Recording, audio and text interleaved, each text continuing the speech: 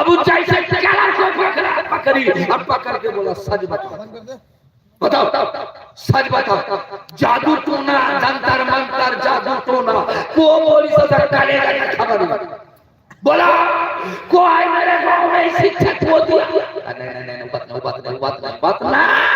तुम घर के भीतरी में रखते हो, बांस में पत्ता के भूसबार में रखते हो यार, कहीं रखते हो तुम घर के भीतरी में रखते हो को